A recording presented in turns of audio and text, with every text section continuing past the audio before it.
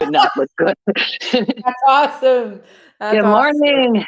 Oh, well, here we go, guys. I should put my hat back on with all this crazy mop. Uh, Good morning, everybody. Misty and Jen here. I'm super excited always to have some powerful conversation. And it's crazy because when we start talking, like we start like, oh, wait. We need to be, this is the good stuff. We need to be going live now. Right? So We don't want to miss anything. And of no, course, if you're friends with us, you always got to have paper and pen ready. Always. absolutely. Always have something to write with, something to write on, which actually, ironically, I don't have my journal. Let me grab my journal. Because we Of tell course. people notes. I was talking to Natalie on the phone this morning, like just girl talk, and she and I did some journals together. So we were contemplating our journal plans for the next year because I go through them a lot. Yes, I know. Which is kind of like, hey, we're killing trees, but at the same time, other people are flying around in jets. I think this is a little more important. Yeah. Yeah, So and we're making history. And that's what I look at it is we're making history. This yeah, this is absolutely. the notes that the future people will be looking at the way we look at the notes of the people from the past. So it's Yeah, yeah. absolutely. You never know. Some archaeologist is going to find our stuff, 10,000 years from now. Oh, And bless their heart. That wouldn't that be a fun ride? another another fossil fuel. That's what we're doing. We're making future fossil fuels. Yes. But anyway, so we get in these really great conversations, and then we're like, oh shit, this is why we should be going live. So Missy brought up something, and I'm usually kind of my own walking Google. I know of a lot of different modalities, but when I have come across a new one, I'm like, ooh, let's talk about that. So I'm going to let Missy lead this off, and because she started talking about Spain, not the country, Spane, the scale of emotion. And I was like, ooh, and I got my little ears came up. I was like, what's that? So tell us a little bit about that because this sounds fascinating. Okay, well, so the Spain study, and like she said, it's SPANE. MIT did a study where they tested the energy of different emotions. And emotional scale has been something that's been tested in the past. People will meditate together and they'll put different devices on them to measure what's happening with their brain waves, energy around them. And then like, horses have a huge field of energy where humans have a smaller than the horse field of energy. So they determined in this that of all the emotions, most of us have believed love to be the highest frequency that you could send out to someone. If you love Sure. them, do things from Love's love, all you need. It's a Beatles song. Come on. right. All you need is love. Well, apparently you need love and authenticity. Authenticity came out, and you'd have to look on the study because I didn't write the numbers down, but it was exponentially higher than love. So, which talks to my love language because I've been told I love you by a lot of people who I did not feel love from, but I've been spoken Mm. to very authentically that I sometimes coded as mean. Tony Robbins told me to stop using my weight to repel men. I wanted to call that mean, but he was being very authentic in his love for me. He wanted me to have health. He wants me to get the mate that I want. So he was authentic in the delivery, and he doesn't pretend. I feel like I do it from a feminine standpoint. I can be very authentic, and it also means I'm authentic with what my space is too. And you know that I'm very soberly authentic. If you Yes. are not in It's a my little space, daunting sometimes if you don't know Misty very well, and even sometimes when you do, you know, yes, because yes. Well, it's most daunting people for don't. me. Most people use all these like corporate, politically correct softeners around how to be sensitive and la la la. And I'm like, dude, just straight shoot. Yeah, Easiest way to yeah. go. There's this. I call it the Whataburger theory, but it's short version is if there's this option and you don't want to take it, there's so many more options than this one. So I don't have to say, "Oh no, sweetie, you look amazing," but I also don't have to say, "You are damn fat." Like there's a 1,000 ways to have a conversation in between those two. If there's a message that that person wants to hear, first of all, you're in the right position relationship wise to share with them because it's not about your opinion of their body. So that's the kind Mhm. of thing I think authenticity for me, it speaks very highly to me. And I had someone give me that compliment recently that he said, if nothing else, since the day he met me, I've been authentically who I am. And that made my heart very warm and fuzzy. So yeah, Yes. I wanted to see if you. So now I know you hadn't read about it, but I do love that. I'm gonna say one more thing because it helps me with the softening agent. If Mm, authenticity is the absolute most frequency and I want to vibrate at the high, I feed off this vibration. I mean, this is how I lose weight. I feed off positive energy. So yes, I if I'm going to be authentic, I can't step down into this loving, like, oh, Jen, honey, you did fine. Don't judge yourself. I don't have to soften. I can say, hey, you know what I think you should do? Let's get up 30 minutes earlier. Let's have a quick phone call and start our day that way. Not that amen. I know I'm not your coach, but hypothetically, that authentic sentence might start you for a second, but from the next morning on, we're just growing again. Exactly. So why And it's waste the time almost softening? right. And that's the thing too, is that when you're open and you're ready and you're that warm piece of clay that's like that is absolutely ready for what's next. Like that's the whole reason Misty and I started this group. Like you've done the things and the stuff. Now what? Level up, now what? Right. And so that's when you're ready, really ready. Like people, anybody or the as long as it's the right person and they're authentic, like what Misty's talking about, they can say anything to you knowing that because they know the intention behind it. We tend to judge other people's intentions based on their behavior, but we judge our own behavior based on our intentions. And when you Correct. know, when you're open and you're ready to level up now what level up, whatever, and that person is giving you the authentic truth and giving you the juice that way, you will not question. You will not question because you know it comes from that space of authenticity. And I hazard to guess that that piece is exponentially higher because your connection to source is so much more powerful. My hallucination. I think authenticity gives you the hotline. Agree. That whatever you're going to say from an authentic standpoint is the exact right thing to say. Because I don't do shitty talks anymore. I don't say mean things. I don't engage it. I don't go into a bar trying to get people sober. I live a very fabulous life. And I think kind of Jen, yours is the same way. When people come to us, if they want to work with us one-on-one, it's because they are ready right now to change their crap.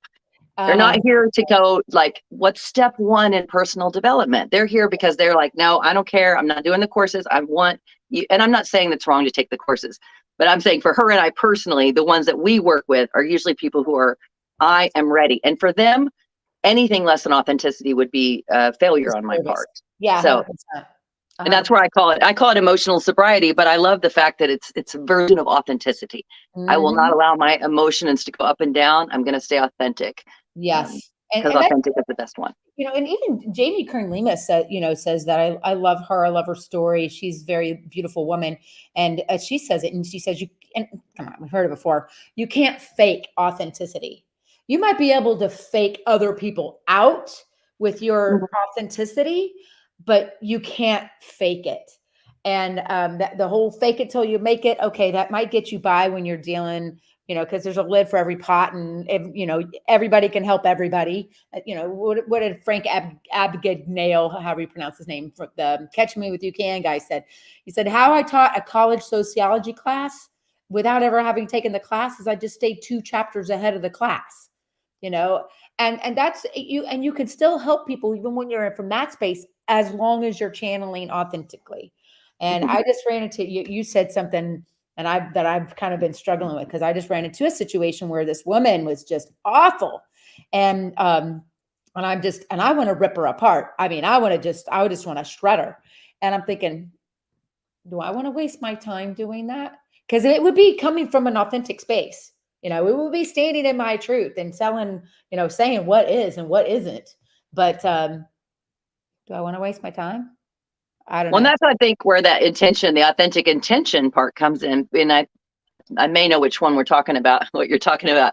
Because I think the question that I had is like, what's the value to you and your human? Because that person is most likely going to stay that person Yes, because they weren't authentically ready for any information from you. And correct. so you get to stay authentic and just going, I don't participate in I that. don't participate in that, and my ego is saying, just pick up the phone and just say what you need to say. And part of me wants to do that, like you said, for me, not for her, for my inner child's like faith in myself, in my authentic self. So sometimes when you, and you guys, if you got to be careful that you don't demonize that side of yourself that needs to come out with a little fire, because, and that's really where I'm coming from with this situation, is that, she's about ready to get a little bit of my fire. And I walked away from the conversation originally because I was not in a space to be able to deliver to her in an authentic, compassionate way. Mhm. But your fire can come up without and not be disassociated from your compassion. Your fire can come up and not burn your compassion, because I think they actually I don't think they're mutually exclusive. And I think that's a big piece of being authentic.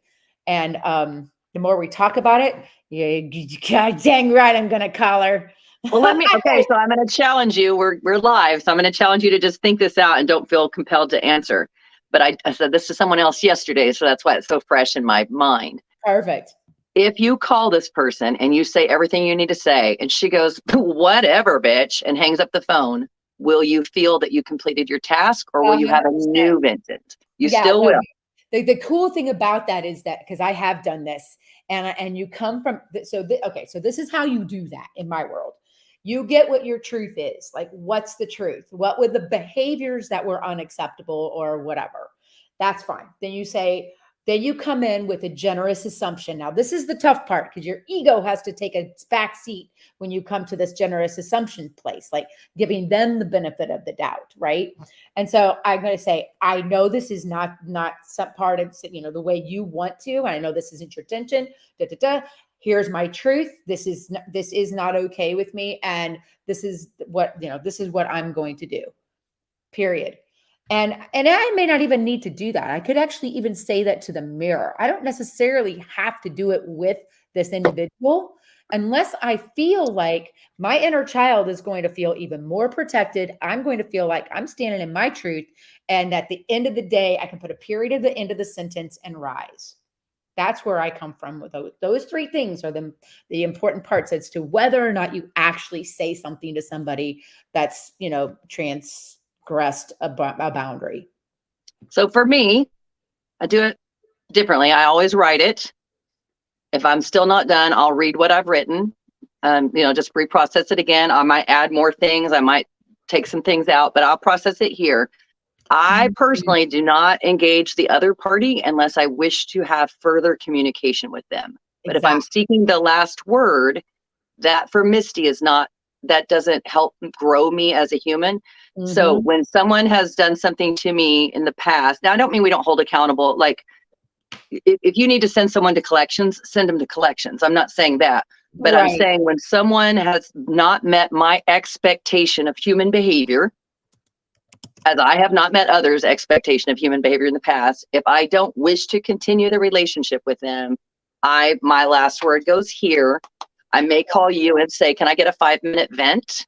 And then you'll do it with me. And then you'll ask me, do you want to work with this woman again? And I'll say, absolutely not. And then we'll say, burn it, scratch it out, or write what the lesson was. From this point forward, this is in my contract. From this point forward, this is where I say, I've got to end the phone call now. Because there's some lesson in this that you're churning, or it wouldn't be in your brain. Yes. So that's my last word. And I grew up in a world where the last word was the coveted thing, where they would hang up, or they would even in the social media age, they send you a message and then block you.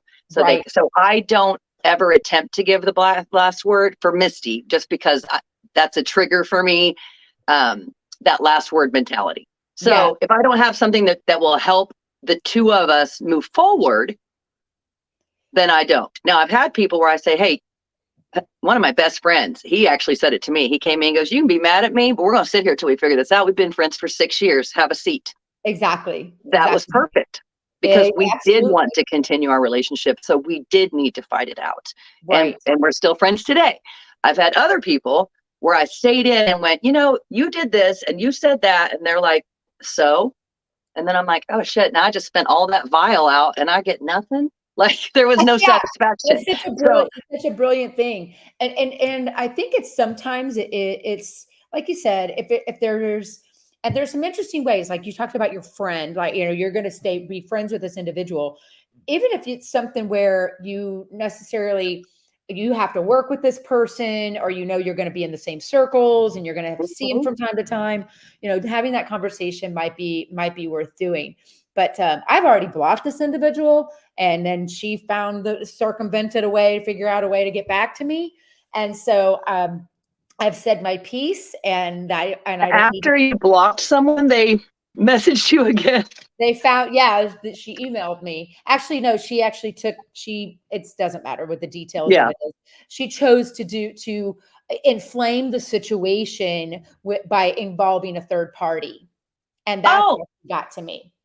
Well, as you know, I went through that recently. So. Yes, you did. Yes, you when did. When the third parties and fourth parties were calling me. and then it turns into this big, playground politics sort of Pigpen mess. If you think of like that Peanuts character Pigpen with the little cloud of shit running around. And that's what instantly enough, that's probably why she doesn't like me very much. Not that I care.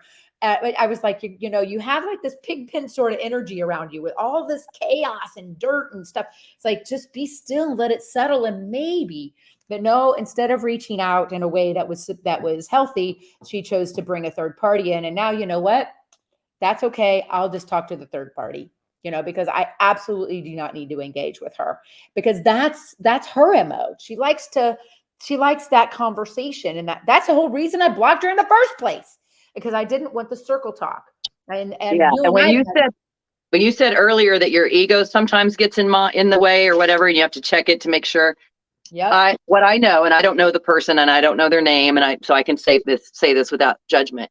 Sure. That person egos needs you to be mad at her. Yes. Because it feeds the pig pen. It does feed the pig pen. And so the way that you cannot enable her addiction is to not participate in her pig Absolutely. Pen. And that's exactly what I did last night. And it's so funny that you say write it out, because it kind of kept coming up in my mind, like, even though I said goodnight and said no more, and because then she kept messaging me, and I'm like, I said goodnight, do not reply. But I need to take care of the business side of things. So I'm like, all right, that's where and you know what? The sad thing about that is that that's what keeps the attorneys in business, is when somebody brings the third party in a negative way to try and feed their own ego. And I'm just not going to play that game, Yeah. And I think to your point, and if anybody that's watching this or the replay, that's something too. If you are watching this, please drop us a comment. Let us know that you're here. And if it's the first time that you've ever seen us, just let us know. Hi, this is the first time I've ever seen you guys. Or if you have been watching us and following us a little bit, I'd love to know that you are getting to know us and what we're about, and we can become friends. So please drop a comment, and we'd love to hear from you. But I think it's really important what Misty said about not just thinking about it or even venting to a friend, but to write it down. And I'm typing with my fingers, because it's better if you actually write with a pencil, because it activates a different part of your brain than typing. Mm-hmm. But I mean, let's be fair. Let's not trip over gold bars to get to pennies. Get it out of your brain and get it down on something that gets it out, because otherwise it'll be rolling around in your prefrontal cortex over there. And every time it comes around to the 12 o'clock, it hits your amygdala, which triggers your emotion center, and you're like, and you feel that feeling. So writing it out, and Misty, talk about that a little bit, because I think I was going to say on that. So my rules for writing, I've done quantum writing, which is writing the life you do want, resisting the urge to put any negativity in it, even if there's things happening in real life. We know that we don't have to write those down. We do have to remember what we are shooting for. Exactly. So quantum writing wise, anything that keeps me up at night, I require pen and paper, because I know I need to dig deeper, because it's invading my space, my sleep space. Now, once I get started, I do everything through a fairy tale. Once I get started on turning that around. So I'm going to just use a makeup scenario. Someone came yesterday and did something I didn't appreciate. And it's just, I'm up at night and I just can't believe I didn't get to say something to them. That one I'll get up and start writing. And I always turn it and flip it, how that became the best thing that ever happened to me. And I don't need to know why. So I'll say, it's interesting to me that so-and-so throwing trash all over my yard, which didn't happen, but throwing trash all over my yard was the best thing that ever happened to me. That's where I met Mr. Wonderful when I was taking the trash to the, or whatever. And as soon as I get to that fairy tale, then I'm back on the computer and the good space. Yes. So that's my rule. If it's in my soul, I've got to use the brain, because there is unlimited science on the fact that this is different than this. There's even science that if you don't have a pen, if you hold your fingers like a pen and you write the story in the air, you will get very similar results. Really? So if you're in your car, instead of picking up your phone and texting, this bitch better not say it, right. You can just write in the air or on your hand, this meeting was the best thing that ever happened to me. Whether it goes great or not great, according to the original, it's the best thing that ever happened. Write it in the air, speak it, and then walk into it. And then that way, when they start acting crazy, you can go, so this is the part that's the best thing. Okay, I hear you. Or when things go beautiful, you can go, this is the part that's the best thing. Because either way, there's the best thing. Either way. That's so brilliant to say that, how that's the best thing. And I think doesn't matter. You're either getting clarity or you're getting contrast. And contrast gives you clarity. And clarity gives you focus. And focus gives you direction. And direction allows you to just take easy, natural steps. We say this in the horses, with the horses, because nobody wants to feel like they're being trained. You know, like the lion tamer, you know, nobody likes that. Nobody likes to be told what to do. Nobody likes to be guided forcefully. I mean, the thing about that's incredible about horses is that they'll tolerate so much of that shit.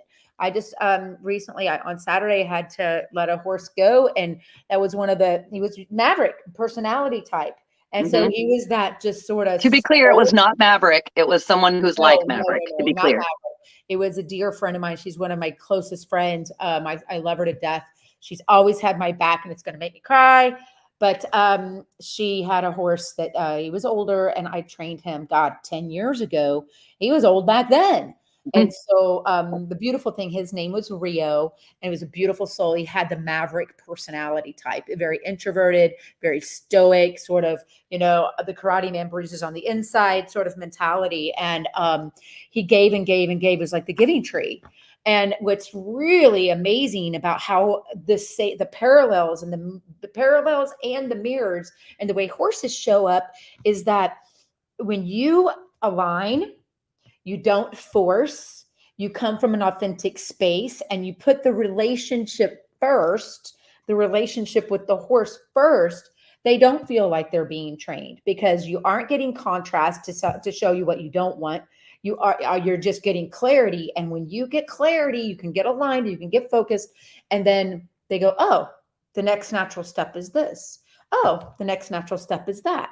And when you start taking natural steps and continuing to what Missy has really instilled in me to continue to journal, which is a little different, like not measuring what you manage, but to journal those things out, and you'll go, oh, that's the next step. And you have the old step already written down, so you don't have to think about it anymore. And the next step becomes more clear. And then you start being able to take faster steps, quicker steps, more agile steps, longer stride. And my friends, I just described the fourth step in the scale of training for a dressage. For those of you that don't know what dressage is, it's ballet with horses. So the same thing. And that's why when Missy and I have our conversations, we're like the Orient Express at high speed, because she's writing, I'm writing, but they're the same thing. Aligning, authenticity, and coming through. Surrendering to the natural steps. The natural steps. Exactly. And so when I tell people to surrender to it, it's funny because I can see some of the women's, like, they try to step up, like, I'm not surrendering to anyone. I'm like, I'm not saying like I surrender and I want to become your prisoner of war. I'm saying just surrender to the natural steps. Fighting your horses doesn't work. Like, it just doesn't work. You just have to relax. For me, if I call my dog's name 1,000 times, she has lost her hearing. She can't hear me at all. But if I just sit and don't say a word and look where I want her to go, well, here she'll come wandering over. But I, the human, have to stop doing the thing that's keeping me from the natural step, 100%. Which is sea feeds on energy, use my energy, just surrendering to the writing. Most of us won't do it, but it's like the thing that comes in. And do you remember Etch-a-Sketch? Yes, I remember the keychain Etch-a-Sketches. Remember those little tiny things? The little bitty ones. I have an Etch-a-Sketch over here, of course, but So Etch a Sketch to me, like writing takes when my day, I've got my planning, I've got my business plan, and I'm just stuck. Like, but here I keep coming to this crossroads and I'm stuck. Go over to the fairy tale and imagine you've already passed it. And I tell people, use a dragon if you have to. A dragon dropped a golden egg, and I had the money to do the next thing.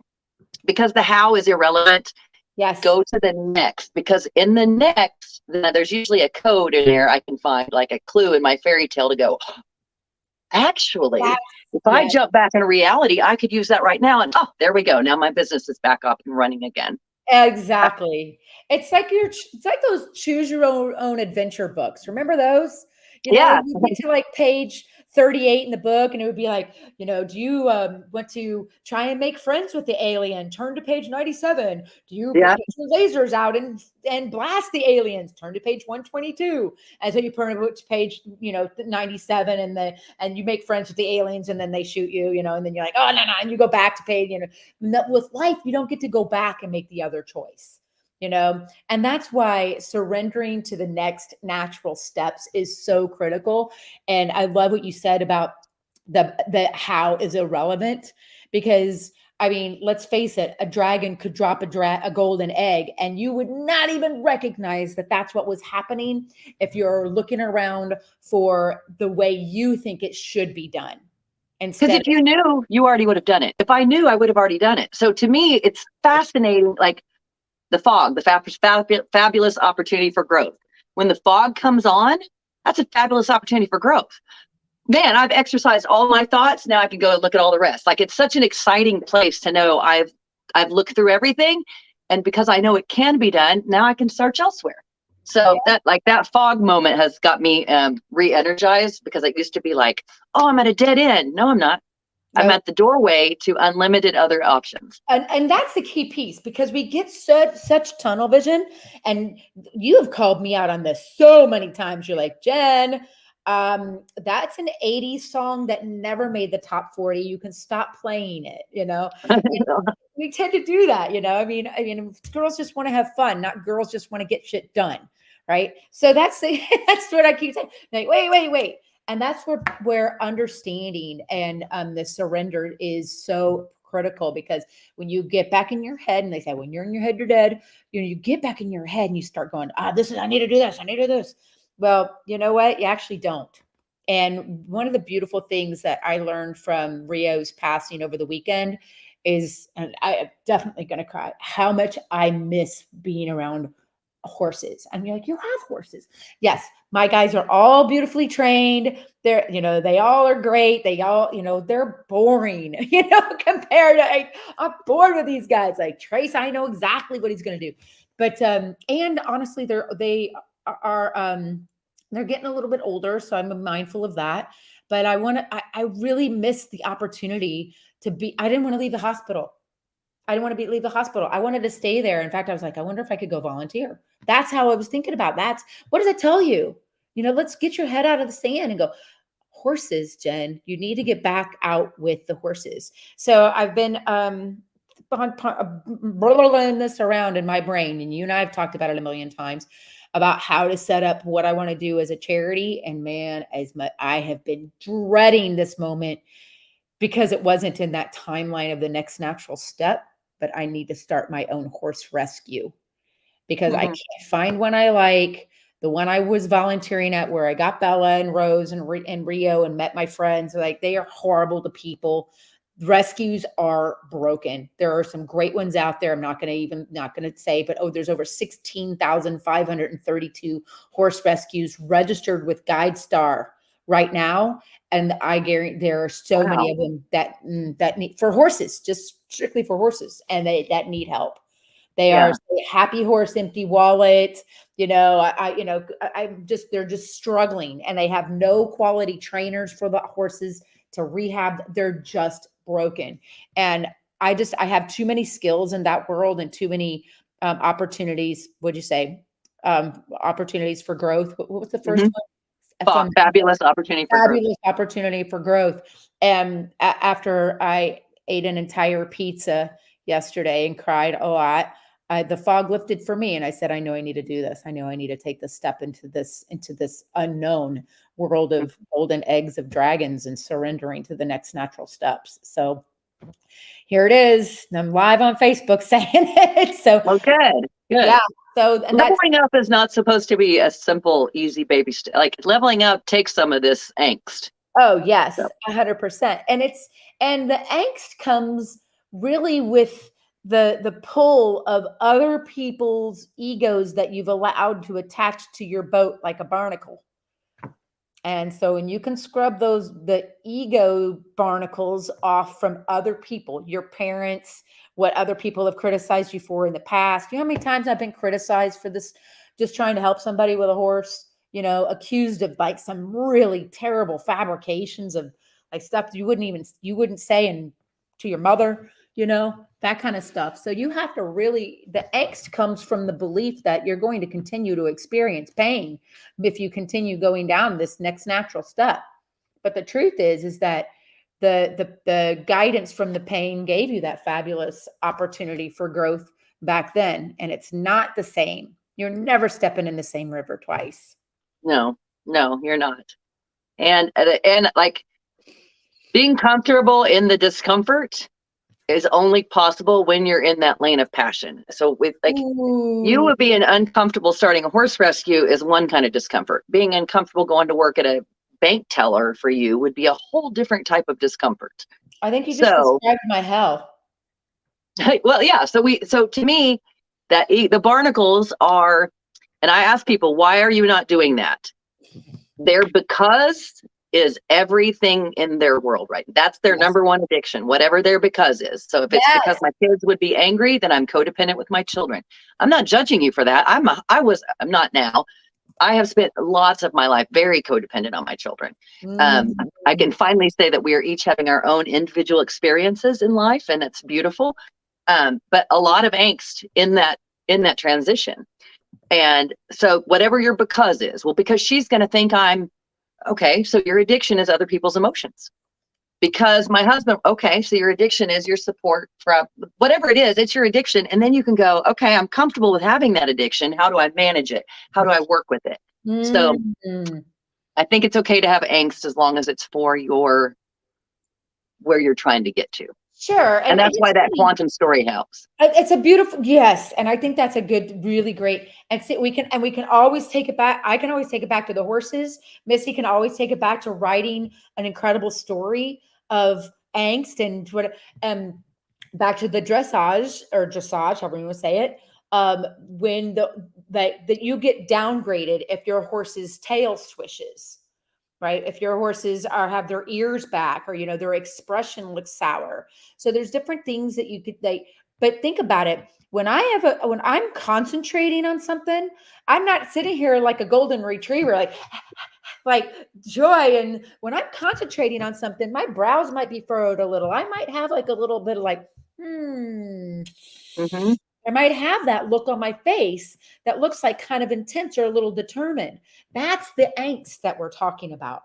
It's the puzzling through. You don't see Indiana Jones as he's puzzling through his way to the pyramid to find the treasure, or whatever he's doing. He's not like dun dun dun dun, right. It's campy. It's not authentic.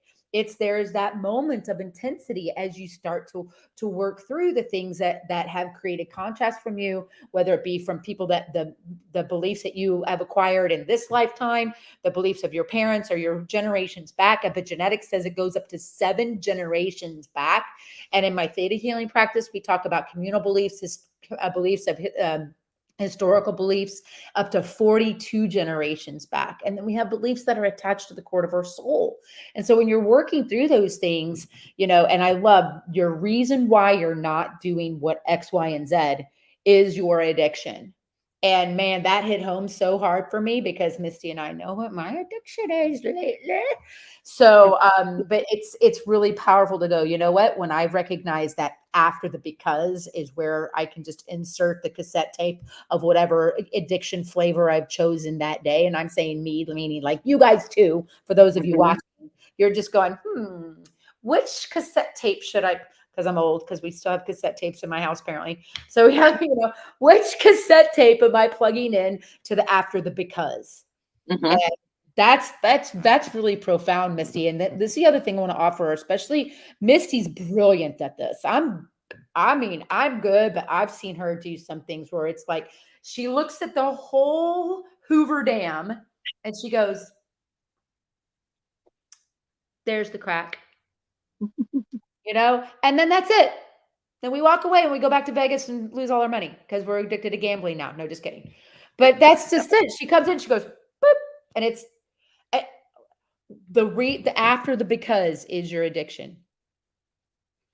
Man, I just got chills. That's it. People, and I'll just tell you, if you're in the audience listening, Jen and I've worked enough that I know she's receiving that. But I dug my heels in when someone said that. I'm like, no, you don't understand.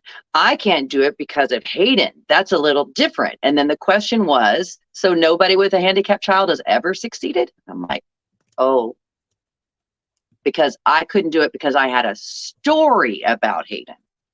That's that cassette tape. And it wasn't that it was not true. Obviously, having a disabled child changed the way I get into a car versus the way you get into a car, but it didn't make it impossible. And I went on to have a very successful career, but I had to let go of digging in. No, you don't understand, because mine really is. No, that was my addiction to being different, my addiction to having the special problem. Oh my gosh. And I'm wearing a shirt where focus goes, energy flows, change your story. Nice. And I'm wearing everything I own. Yes, she said it was 20 degrees there. I was like, are you 40? She goes, no, with a 20. 2, yeah. 0 under freezing in Fahrenheit. I was like, whoa.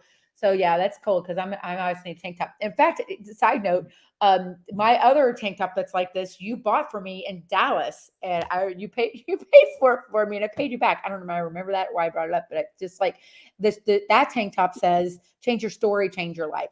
And we say, and Dr. Joe Dispenza says, change your energy, change your life. Dr. Esther Hicks says the same thing, release the story around your belief, release the contrast so you can get the clarity it's all the same stuff. After the because, I don't have $1 million in my bank account because whatever your excuse is, whatever your alibi, your very ironclad reason.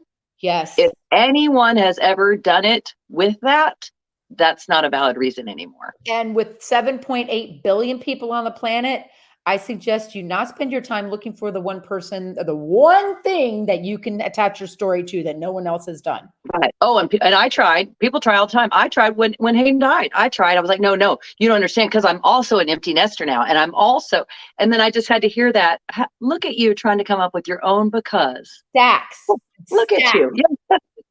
And so that's my addiction. When I hear a because, I'm like, nah. Yep. Here we go. Here's where and that's the cool thing about it is that, especially if you allow, and they say if you continue to ask the question 7 times, you'll actually get to the real thing. Because it's not about Hayden or empty nester or it's 20 degrees and, or you don't have whatever it is. But those are those old magazines that are, your dad's old Playboy collection that we're going on like, hey man, nobody wants to see that 70s muff anymore. That's old shit. So we can't do that shit anymore. It's time to upgrade. We just took a whole turn in the middle of the But it's the same. You're just pulling out those old tapes, man. Apparently I'm feeling old today. I was wondering if you're going to be on microfilm next. Remember the old microfiche? The old John Grisham crime dramas, and they end up at the library with like stacks of microfiche, and who could ever actually find anything? But you know what? You're addicted to your story. You're going to find a way. Exactly when, June Centerfold, 1973, exactly where that Playboy is. It's right under the short leg of the couch because that's where you put it. You don't forget because you keep telling it over and over and over and over and over and over. And it gets to the point where it's just such a deep ingrained belief you don't even know anymore. That's the addiction. When it's unconscious competence for you to just tell that story, it becomes your identity. And you know this from alcoholism or any kind of ism that has Mhm. a chemical thing to it, because you're like, how did the beer end up in my cart? And who drinks, by the time you get there, you're like, how did the vodka end up in my cart? And you don't even know it's happening. And that's where people like Misty and myself and quality coaches that come from an authentic space that can do a handful of things. Number two, and most importantly, one, be effing authentic and tell you exactly how it is with straight language that does not have corporate softeners around it. If you are in a place where you are ready to grow, you will be able to receive those messages with the idea that they're channeled through source. And number two, to be able to come in and look at the Hoover Dam and go, there's the leak. Mhm. Leak. There's there's the addiction, and let's tackle that and move on from it. And it's not that we ignore it. It's just that we get it out. Journaling, what Misty's taught me through journaling, it's been super profound. I like pencils. I like old school number two, because I like the sound of the You can scratch. hear, I was going to say, I can hear it when you're holding it. I can hear that sound. Yes. So what I kind of want to tie all this together about the authenticity, the emotional scale, and the angst with your passion. That angst is in the becauses. Letting go of the becauses is an angst, but it's an angst taking you towards your goal. And so if we can just kind of remember those, is this authentic what I'm doing? Is it authentic what I'm saying? If I'm having fog, let me get out here and write.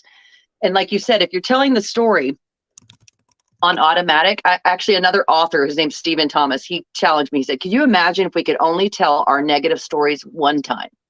Yes. Could you imagine how careful you would be letting that out? It would not become a part of your identity. You would save it for the one person that it would be a nugget to their soul. What happens is we have this trauma and we feel like this is how we can build rapport with someone. So we share it over and over and over, but we're bonding through our traumas. Yeah. I want people to work with me because I'm amazing at sobriety. I'm amazing at hearing what you're saying. Yes. I don't want people to pick me just because of, well, I don't want to get sidetracked. So the authenticity in how you're writing, the emotional scale, when you get that fog, get out a pencil paper and write it out however you want to the first time, and then begin to write it how you wanted it. Because if you don't know how you would have preferred it gone, you will loop right back. This, people say you keep seeing the same lesson. The lesson's always there. It's whether or not you choose to look at it. So you're going to cycle back around, and the next time you're going to go, oh, I hear that, and I use alcohol as everything I don't want. That sounds like a vodka. I don't do that. I don't have to engage. There's no first word. There's no last word. They don't need to know about my trauma or any rapport, because they are an alcohol to me. So I think you can use writing to find your authenticity. And I am not calling anyone inauthentic. I'm telling you, I've spent 3 years on this topic, and I find myself every day going, well, if I don't do that, she's going to think that. That's not authentic. I said I was going to do that, so I must say it to you because I'm not a mean person. So if I need to call you and say, I'm not going to make deadline, and I know you're going to be upset, I still need to call you and say it.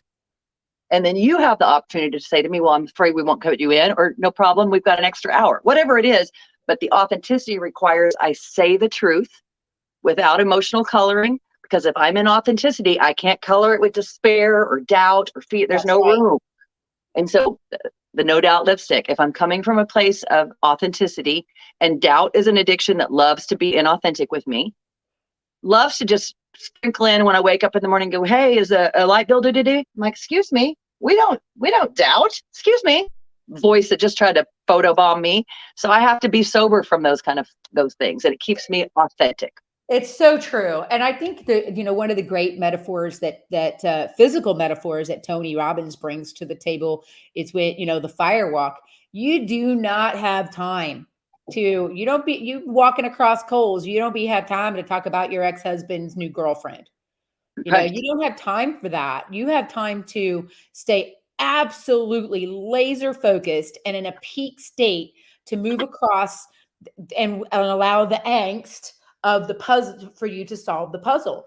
And the way you solve the puzzle is you keep your vibration and your emotions in what he calls a peak state. In the Spain, it would be in, love and authenticity. Authenticity is so easy, you guys, when you just shut the fucking ego up. Pardon my language, but when you shut the ego up and just let it go over there, then the authenticity flows through you in a different way. Because you really don't care. It's like you walking out with the toilet paper stuck to the bottom of your shoe while you went and accepted, an Oscar. You wouldn't care. You wouldn't care. It would be hilarious. Yeah, it would be hilarious. Exactly. It's like, how you make that a something. And it's so interesting. You go back and watch movies from like the 80s and the 90s. And I mean, because we're as a society getting a little more woke in certain areas, but you go back and watch some of those and it's like they're kind of creaming Oprah right now for some of her earlier interviews of people, Cindy Crawford, like when he said, well, stand up and show us your body, back at like, can you imagine Oprah saying that these days? I mean, she's so much more evolved, but you go back and you watch, it's no wonder we're shamed into trying to look for other people's approval or other ideas to communicate and connect through this trauma. Like you said, the trauma bonding. And it's a counterfeit connection. It's hot wiring connection with somebody and it's counterfeit.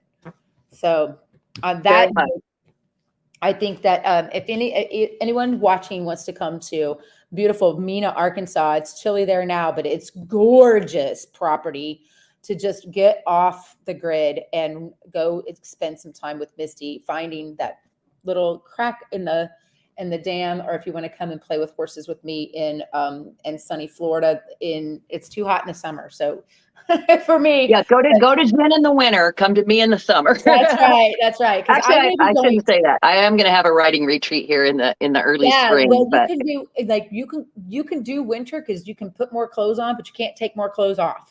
And in August and July, it's darn hot for these horses. So yeah. But yeah, go and visit Misty if you or come and play with writing. So take it out. I love that. Yeah. So on the leveling up now, what for those of you that have your own courses, your own content, and you would like a place to host your first retreat, if that's on your list of how you're going to level up for 2024, I know I have only have 2 months that I can't host a retreat here for other things that are going to be going on. And I know Jen's got openings as well. So if you've got something and you're thinking like, can I do it? What would be involved? I know she and I both do pretty much plug and play. You can build it to be what you need to have the least amount of angst on your side while you're here. We will handle some of that angst. So, and if you've got something that we can help support and serve and celebrate with you. But for me right now, it's really getting the retreats booked. That's my jam. That's my favorite place to be, is like you said, looking for the crack in the wall for people who want to see it, or just allowing them the space to come and roam here freely for those that want their own clarity. Absolutely. So I would love to help anyone host their first one, because I know that's a big step. I think I was at one of your first year you were doing it. Was I there at that first year? No, I've been doing retreats for about 4.5 years when you came. Okay. So I've been doing it for a little while, but I love the idea about if this is your first retreat. I've been doing retreats for 10 years, and Misty is no joke either. So if this is your first rodeo, like that would be, trust me, we got you. So if this is something that you're like, hey, I'm not quite sure how to do this, or if you're a seasoned person and have been doing it for a long time, like you said, we got a lot of plug and play opportunities to support each and every one of you, whether you want to come and experience what we have to offer, or you want to do your own thing. So amazing. I love our conversations. We decided to go live with these because we realized we were helping each other so much that just these conversations couldn't be, just privately on the phone anymore. So we're actually going to be throwing these into a podcast in a series that you can just listen on the go.